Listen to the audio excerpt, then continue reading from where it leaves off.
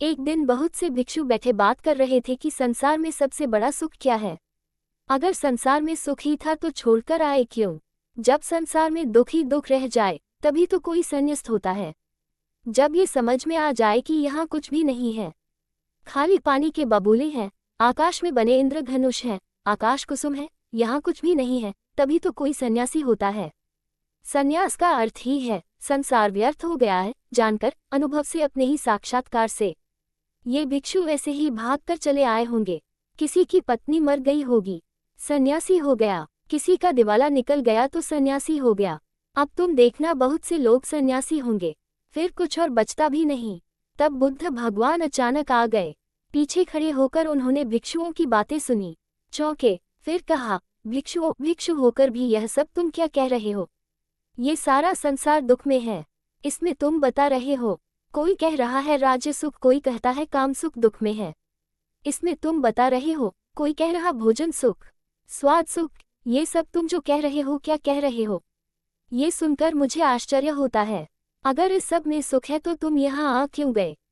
सुख भी आभास है। बुद्ध ने कहा, दुख सत्य है और सुख नहीं है ऐसा नहीं, पर संसार में नहीं है। संसार का अर्थ ही है जहाँ सुख दिखाई पड़ता है और है नहीं, जहाँ आभास होता है, प्रतीति होती है, इशारे मिलते हैं कि है, लेकिन जैसे जैसे पास जाओ पता चलता है नहीं है।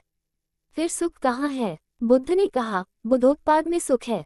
तुम्हारे भीतर बुद्ध का जन्म हो जाए तो सुख है, तुम्हारे भीतर बुद्ध का अवतरण हो जाए तो सुख है। बुद्धोत्पाद, ये बड़ा अनूठा शब्द है। तुम्हारे भीतर बुद्ध उत्पन्न हो जाएं तो सुख है। तुम जब जाओ तो सुख है। सोने में दुख है, मूर्छा में दुख है, जागने में सुख है। धर्म श्रवण सुख है, तो सबसे परम सुख तो है बुद्धोत्पाद कि तुम्हारे भीतर बुद्धत्व पैदा हो जाए। अगर अभी यह नहीं हुआ तो नंबर 2 का सुख है, जिनका बुद्ध जाग गया उनकी बात सुनने में सुख है। धर्म श्रवण में सुख है तो सुनो उनकी जो जाग गए हैं, जिन्हें कुछ दिखाई पड़ा है, गुनो उनकी, लेकिन उसी सुख पर रुक मत जाना। सुन सुनकर अगर रुक गए तो एक तरह का सुख तो मिलेगा, लेकिन ये भी बहुत दूर जाने वाला नहीं है। इसलिए बुद्ध ने कहा, समाधि में सुख है, बुद्धोत्पाद में सुख है, ये तो परम व्याख्या हुई सुख की।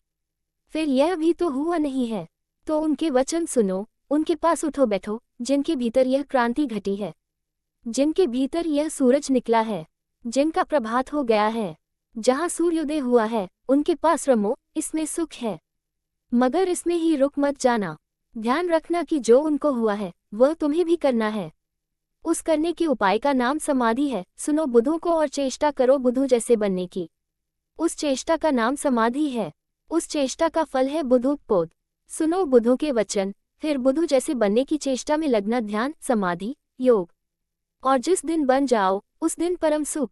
मुख्य पृष्ठ, गौतम बुद्ध से संबंधित कहानियाँ, कविताएं, जातक कथाएं और धम्मपद। मुख्य पृष्ठ, संपूर्ण हिंदी कहानियाँ, नाटक, उपन्यास और अन्य गद्य कृतियाँ।